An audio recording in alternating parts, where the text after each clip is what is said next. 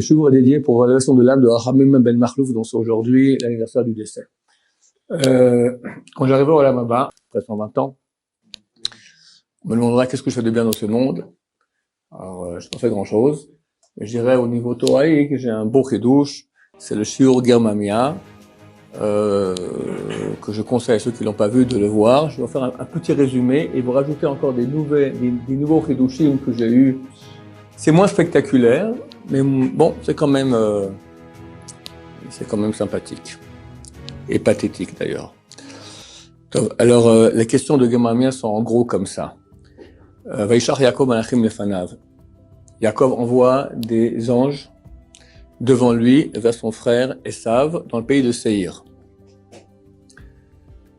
Les anges reviennent, disent, il lui dit en passant, j'ai avec moi un bœuf et un âne. Bon. Les anges reviennent, disent, il y avait 400 hommes avec lui, et c'est marqué que Vayira Yaakov Me'od, il a eu très très peur, Vayetzer Lo, ça lui fait très mal, et il a partagé tout le monde qu'il avait, les animaux, etc., en deux camps, disant, si viendra Esav va attaquer un des camps, le deuxième sera sauvé. Jusqu'à là, on va voir la suite. La question que je pose, la première que je pose, c'est que c'est faux. Il n'a jamais fait ça. Il n'a jamais partagé son camp en deux. Jamais. Et c'est très étonnant parce que c'est marqué que oui. Il dit, j'ai peur que Esav vienne maintenant avec 400 hommes, il va vouloir nous tuer, donc je partage en deux. Et donc, qu'est-ce que je fais? Je mets une partie là, il a mis l'autre partie à 24 heures de route. En tout cas, pas ensemble. Quand on voit qu'ils rencontrent Esav, ils sont tous ensemble. C'est marqué aussi le même mot, Vayachas, il a partagé. C'est marqué, il a mis au premier rang les fils des concubines, après les fils de Léa, et en dernier rang, Rachel. Et lui, il passe devant et se prosterne. Et ça veut dire, qui sont tous ces gens-là? C'est marqué, ça va lever ses yeux, il a vu les femmes, évidemment, et il a dit, qui sont tous ce monde-là? C'est la famille que Dieu m'a donnée. Donc ils sont tous là. Donc comment tu me dis qu'il a séparé? C'est une absurdité, c'est très bizarre. Personne n'en parle. Le seul qui en parle, c'est le Emek Davar. Lui dit, il a voulu les séparer. Mais pour finir, il l'a pas fait. Moi, j'ai une explication qui n'est pas tout à fait d'après le sens simple. Alors, Emek Davar, il est obligé de donner une explication, mais c'est vrai que c'est dur à accepter. Alors quoi, on écrit maintenant la pensée qu'il a eue, il a voulu, et après il l'a pas fait. Pourquoi on nous raconte ça? Première question. Deuxième question, il est où Esav? Esav, c'est écrit qu'il a fait du kibbutz avehem. Jusqu'à aujourd'hui, le monde occidental profite de cela, parce que leur ancêtre Esav a fait du kibbutz avehem. Il a honoré son père et sa mère, où était où Yitzhak? Yitzhak était soit à Hebron, soit à Beersheba, en terre d'Israël. Bizarrement, Yaakov envoie les anges où? Dans le pays de Séhir. Rien à voir. C'est pas là-bas. Les anges devaient revenir et dire, on était là-bas, et adresse inconnue. Très bizarre. Le Ramban aussi donne une explication, il dit que Séhir était proche de Hebron. Ok, là aussi, peut-être on pourra donner aussi un autre tir, une autre réponse. Encore deux questions moins dures. Rachid nous dit, c'est le Midrash qui dit, il a envoyé des anges. Pourquoi des anges? De quel droit on utilise des anges? On peut utiliser des anges et des êtres divins que dans les cas de super. Bon, Yaakov Avinu, c'est un très énorme. Mais quand même, tu as des centaines, voire des milliers de serviteurs. Envoie quelques-uns, d'autres chameaux, ils reviennent. Pourquoi des anges? Quatrième question. J'en pose là-bas beaucoup plus, mais on va arrêter ici, parce que ça fait trop à la fois. Yaakov Malachim Lefanav. Yaakov a envoyé des anges devant lui. Pourquoi c'est marqué devant lui? Il n'y a rien pour rien dans la Torah. C'est clair, moi je suis là, je vais vers là-bas, vers Esav, d'accord? C'est ma direction. Donc je vois les anges devant moi. C'est évident. Je ne suis pas ni derrière, ni à gauche, ni à droite. J'envoie dans la direction où je vais. Alors pourquoi il est Lefanav devant lui? Sans trop. On aurait dû dire, il a envoyé des serviteurs vers Esav. La réponse, elle est comme ça. Dans la Gemara, traité Megillah, que vous avez étudié dernièrement, page 6 A et B, que le roi David cite un verset de Tehillim, on demande le sens de ce verset. Et la Gemara dit, Yaakov, le roi David raconte une prière qu'a fait Yaakov et a supplié Dieu. Dieu, je t'en prie, ne laisse pas Esav réaliser son dessein. Quel est ce but? Germania de Edom. Rachid dit Germania, c'est le nom d'un pays, en Edom. Edom, c'est l'Occident. C'est marqué dans la Gemara avec deux fois M, Germania. Mais déjà, tous les commentateurs disent, à cause de la censure, pour pas qu'on accuse les Juifs d'être anti-allemands, en Allemagne. Donc, on a, à la place de Germania, on a écrit Germania. Mais dans beaucoup d'autres endroits où on parle, c'est marqué Germania avec un N. Donc, quel est le but, le dessein mauvais de Esav, à propos duquel Yaakov supplie Dieu ne laisse pas le réaliser? C'est Germania d'Edom, car s'ils sortent, ils détruiraient le monde entier. On sait que Hitler voulait être le maître du monde entier.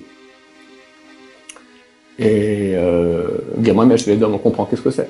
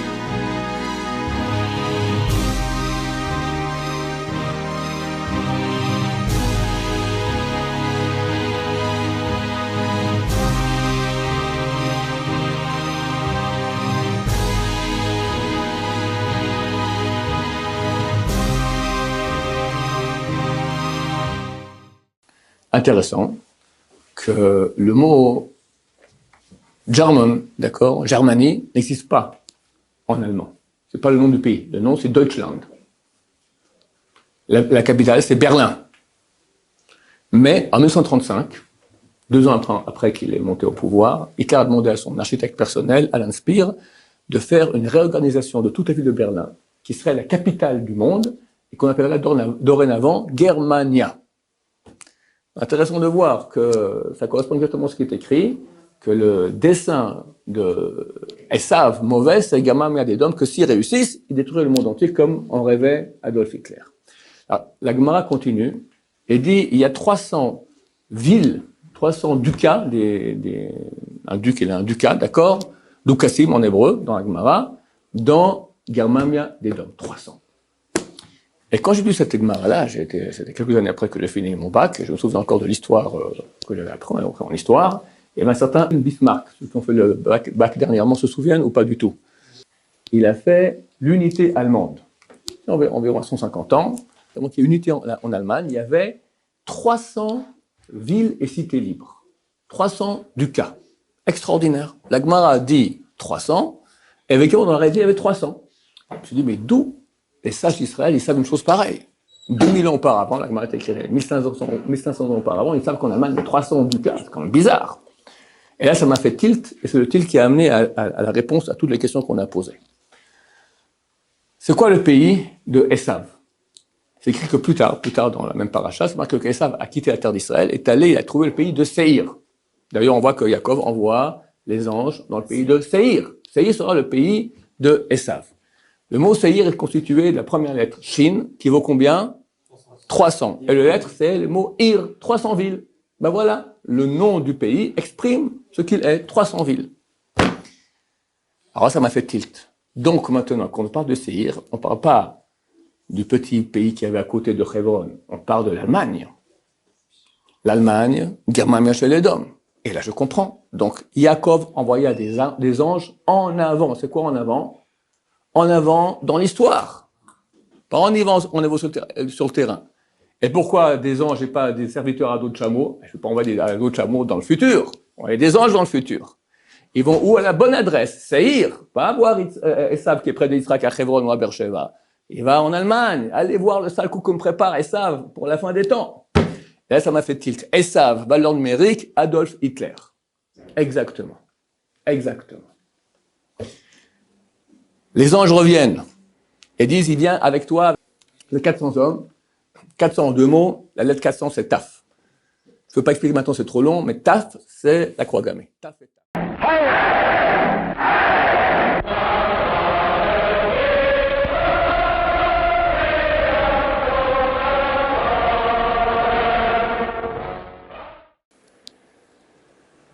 Édom, c'est tout l'Occident, mais il faut dire que le fer de lance de Esav, à l'époque, c'était l'Allemagne. C'était ça le grand danger qu'a vu Yaakov. C'est quoi? J'ai oublié de répondre à la question essentielle. C'est marqué que Yaakov a partagé son camp. On dit qu'il n'a jamais fait. Réponse, à l'époque de Yaakov, il n'a jamais fait. Mais il a fait au retour de Yaakov d'exil. Il faut comprendre que l'histoire de Yaakov, c'est écrit clairement que Maaseh Avot c'est moins d'Amanim. Les actions de nos ancêtres sont un signe pour leur descendance. Tout ce qu'a fait Yaakov, c'est l'histoire en fait du peuple d'Israël en macrocosme. D'accord? Donc Yaakov part en exil 20 ans, nous partons en exil 2000 ans.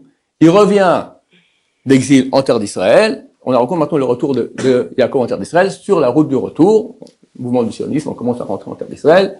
Il y a Adolf Hitler qui veut l'empêcher. D'ailleurs, ça rentre bien dans le verset parce que juste après, Yaakov prie Hachem et lui dit « Sauve-moi de mon frère Esav, car j'ai peur de lui qui vienne et qui me frappe. Em albanim, la mère sur les enfants. » Bon, c'est très poétique, comme ça, la mère sur les enfants, mais est-ce qu'il y a peut-être un sens plus thoraïque? Em albanim, on dit ça quand on dit quand? Em albanim. Em abanim smech, alléluia. Tous les Rosh Chodesh ont été élim. Que dit Rashi là-bas? Em, c'est la Shrina. Sur les enfants, c'est le peuple d'Israël qui revient en terre d'Israël. La Shrina est contente, alléluia, elle est heureuse parce que maintenant, Dieu est en train de ramener tous les enfants sous son giron à Jérusalem. Donc, Esav veut empêcher cela. Yaakov voit, alors il prie. Et j'ai peur maintenant qu'il va venir ici à Jérusalem me frapper. La Shrina et les enfants qui sont en train de revenir, on est en plein retour maintenant en terre d'Israël, j'ai peur qu'il vienne à ce moment-là pour nous anéantir. Effectivement. Hitler est arrivé jusqu'en Égypte, avec son général de l'Africa Corps, Rommel, d'accord, et a été la première défaite allemande de la guerre. C'est pas Stalingrad comme les gens le croient en 43, c'était le 1er 2 novembre 42 en Égypte. À l'Allemagne. Et ma fille m'a dit, tout près de Dumanour, où enterré qui? Rabbi Yaakov. D'accord, elle a fait le rapport entre Yaakov et Yaakov, peut-être. Allez, ça va, c'est bon pour les Marocains, ça. Alors, en tout cas, Yaakov prie, je t'en prie, sauve-moi de Esav qui veut maintenant tuer la mère sur les enfants. Ça correspond tout à fait à la réalité du retour que Hitler voulait empêcher cela. Alors, ça veut dire quoi qu'il a partagé? C'est que Yaakov, qui est avec nous en exil, c'est parce que notre grand-père Yaakov qui est avec nous, il est là, nous sommes son troupeau, et lui, il est le berger. Il a partagé le camp en deux, que si Esav vient pour amener une Shoah sur tout le peuple d'Israël, une partie sera sauvée, une partie sera détruite. Et cette année, j'ai eu un petit chidouche, l'année passée, la vérité. Rachi pose une question ici. Il dit, le mot machane, dans le même verset, une fois au féminin et une fois au masculin. Im yavo Esav ala machane achat, si vient Esav contre un campement au féminin, vaya machane anishar lepeta, le deuxième sera sauvé. Le deuxième, il est au masculin. Ah, décide, c'est féminin ou masculin. Alors il dit, Rachi, il y a des mots qui peuvent être féminin et masculin en hébreu. Il me dit ruach, esh, shemesh, il donne quelques exemples. Mais là, dans le même verset, c'est quand même bizarre. Décide. Alors j'ai pensé à un truc terrible. J'ai pensé que dans la Torah, il y a des directions. L'est, c'est en face. La droite, c'est le sud. Le nord, c'est la gauche. Et l'ouest, c'est derrière. Attention, c'est toujours que la droite, c'est chesed. Et la gauche, c'est din. Chesed, c'est masculin. Din, c'est féminin. Dans la nature, l'homme, il est considéré, quand on parle de masculin, on parle de mashpia, celui qui donne le flux. Et celui qui le reçoit, récepteur, c'est féminin. Émetteur, c'est masculin, récepteur, c'est féminin. Droite égale émetteur,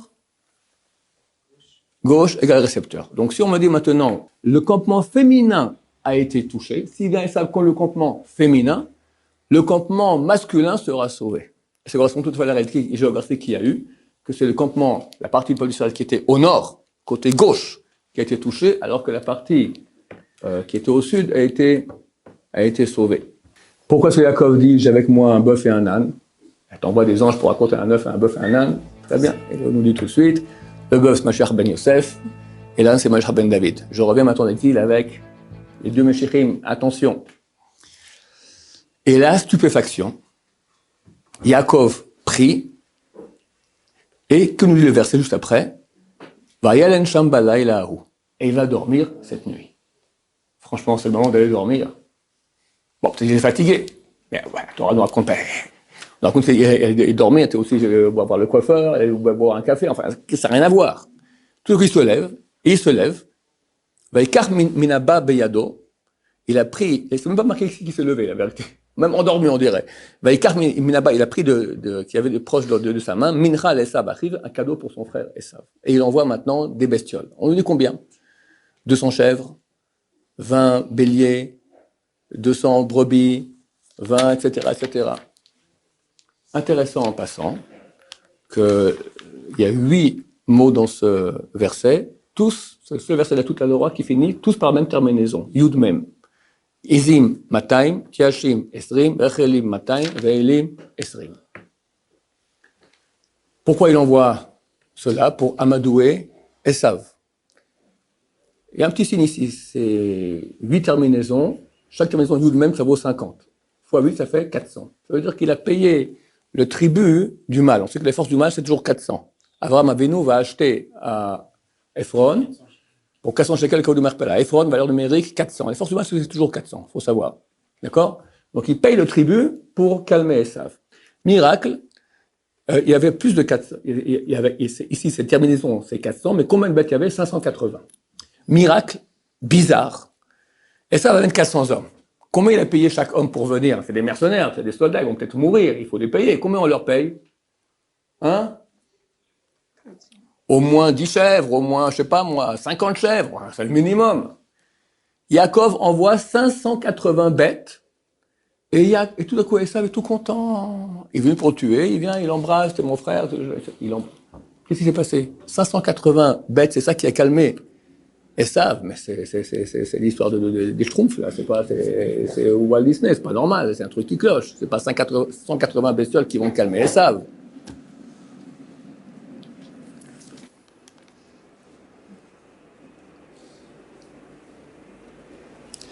Alors, la réponse, elle est terrible.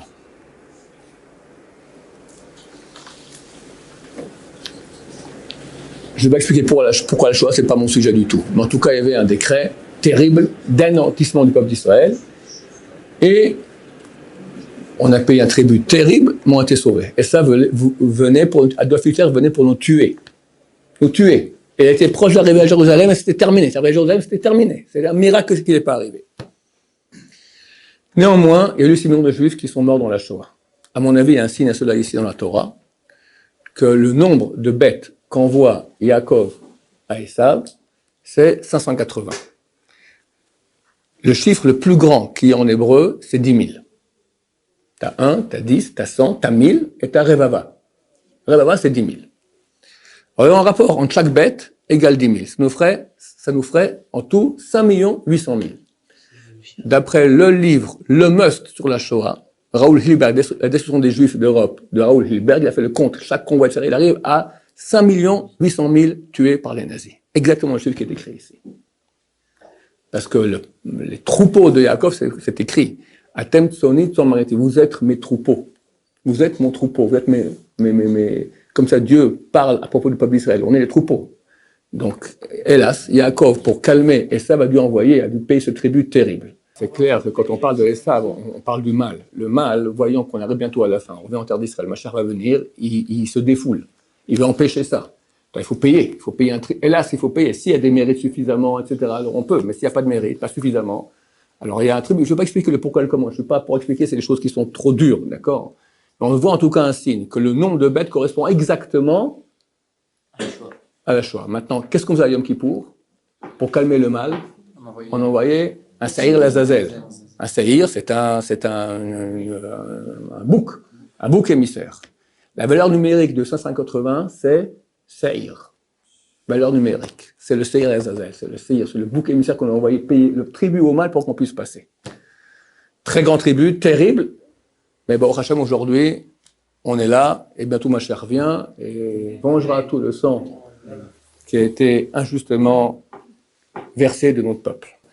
Il a dormi ici, Balaïlaou, cette nuit. C'est intéressant, c'est quoi ce cette nuit? Il y a un autre endroit où c'est marqué cette nuit, dans la Torah. Balaïlaou, Nevesh Matamelech, bravo Eliaou. Cette nuit, le sommeil du roi a été dérangé, il n'a pas pu dormir. Quand on dit cette nuit, ça veut dire dans la Gemara, quand on dit cette nuit, c'est ça et pas un autre. Celui-là, ça veut toujours dire, on va exclure un autre. Dans la nuit de Pourim, le roi s'est réveillé, il a fait un grand miracle. C'était quoi Pourim? La même chose. Le peuple d'Israël revient d'exil. L'histoire de Pourim, c'est juste avant qu'on revienne d'exil pour la construction du deuxième temple. Et là, le roi s'est réveillé et a empêché ce que Haman, qui est descendant de Amalek, le Adolf Hitler de l'époque, qui voulait en un seul jour qu'il n'y ait plus aucun juif. D'accord? Il a empêché ça. Mais quand on dit là-bas, cette nuit-là, il s'est réveillé Dieu, ça veut dire qu'une autre nuit, il ne s'est pas réveillé. Il a dormi. Il a dormi. Cette nuit-là, il a dormi. Contrairement à la nuit de Pourim, où il s'est réveillé. Quand on dit que Yaakov dort, c'est ce que Haman a dit à Achashverosh. Achashverosh dit, j'ai peur de me battre contre eux, parce que leur Dieu le protège. T'en fais pas. Il dort. Leur Dieu dort. Pourquoi? Parce qu'eux aussi, ils dorment des mitzvot. Il y a un Pirkei Rabbi Eliezer, premier des Midrashim, qui date, il y a 1800 ans, qui est cité par le Ramban de la semaine passée, de Yaakov qui prend la pierre, qui dort dessus. Le Midrash dit, qu'a fait Dieu de cette pierre? Là-bas, c'est écrit dans ce Midrash que cette pierre, elle correspond au peuple d'Israël. Il y a 12 tribus qui sont réunies en un seul peuple.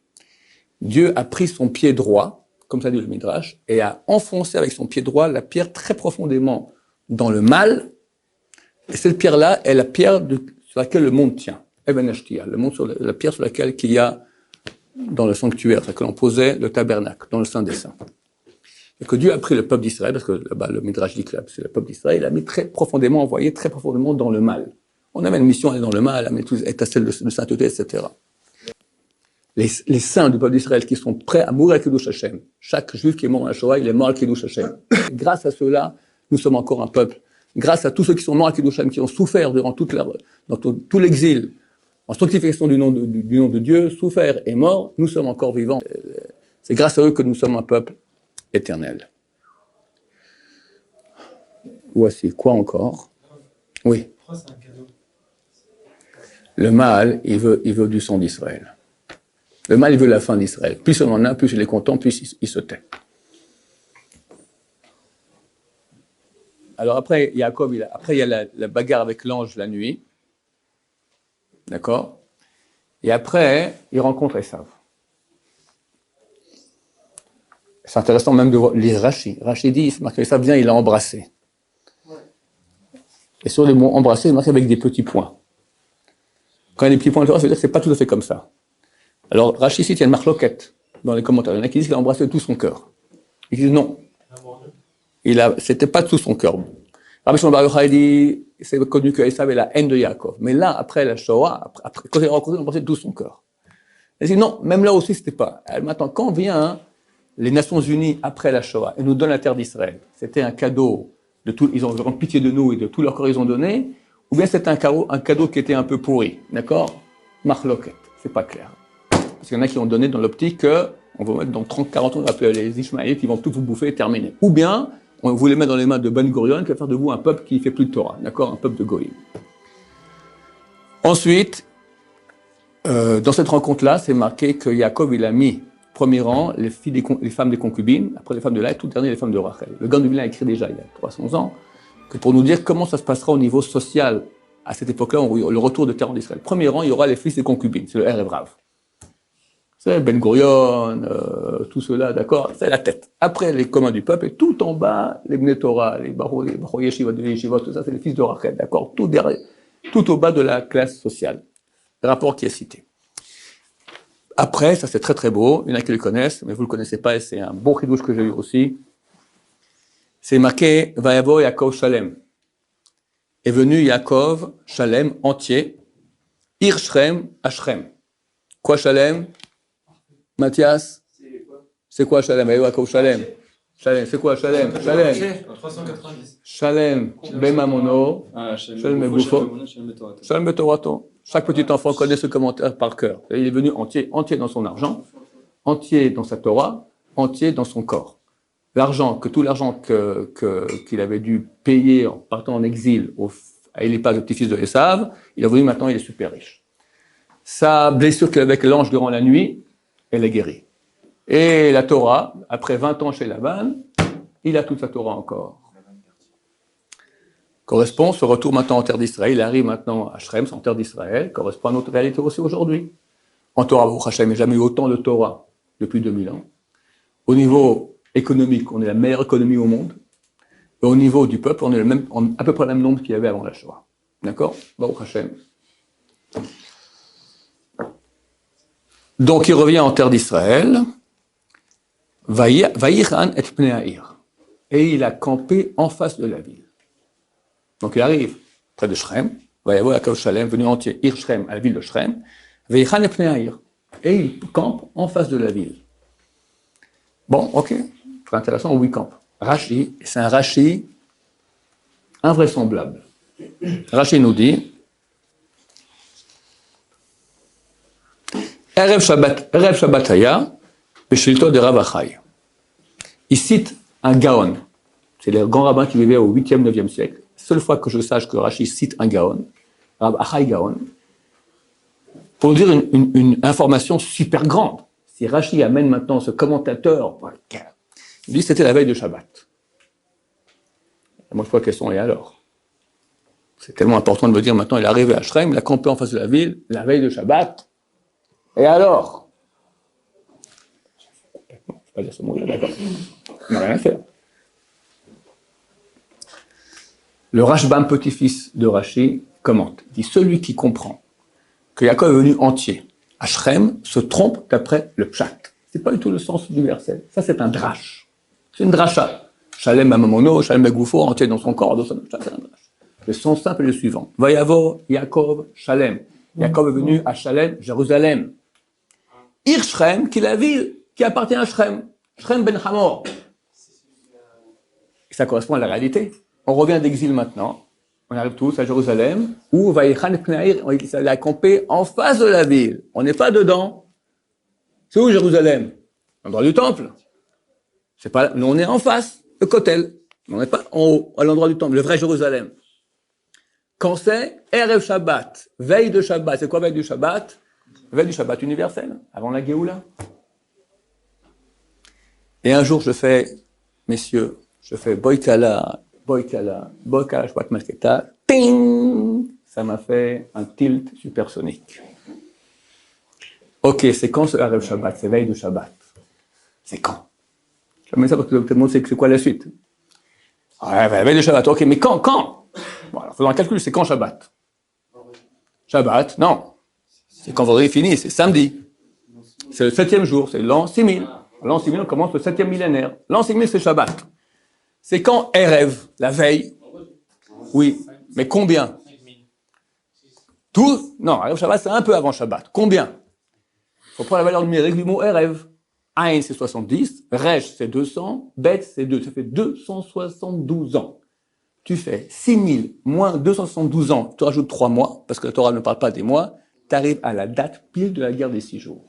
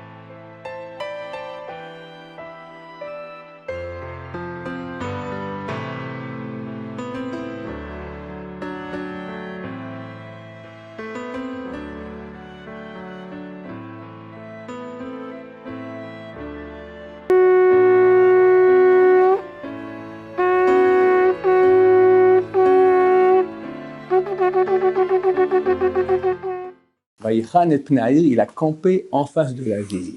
On arrive au côté. La date. Et ça, Rav Chaim Gaon, ça valait la peine pour Rachid de le citer. Ça, c'était Erev Shabbat, à la date quand on revient, là-bas. 15 jours, on a conquis Jérusalem et on s'est placé en face du Kotel. On est arrivé là-bas. Erev Shabbat. Après, trop tard, messieurs, il y a la suite, la France, intéressant aussi. On va faire ça. Je rencontre la France à une occasion. Baruch Adonai, l'olam, amen, amen.